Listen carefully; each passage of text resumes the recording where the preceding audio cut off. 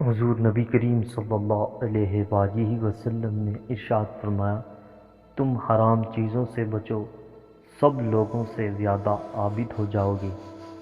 اللہ کی تقسیم شدہ رزق پر راضی رہو، سب لوگوں سے زیادہ بے نیاز رہو گے۔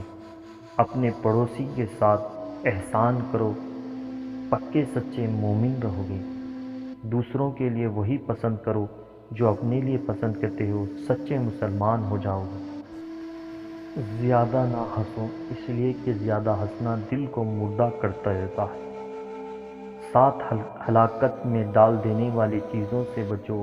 عرض کیا گیا، اے اللہ کے رسول صلی اللہ علیہ وآلہ وسلم، وہ 7 ہلاکت کرنے والی چیزیں کون سی ہیں؟ آپ صلی اللہ علیہ وآلہ وسلم نے ارشاد فرمایا، اللہ کے ساتھ کسی کو شریک ٹھہرانا، اور جادو کرنا، اور کسی نفس کو قتل کرنا جسے اللہ نے حرام کیا سوائے حق کے، اور یتیم کا مال کھانا، اور سود کھانا، جہاد سے دشمن کے مقابلے سے بھاگنا، پاک دامن عورتوں پر تہمت لگانا،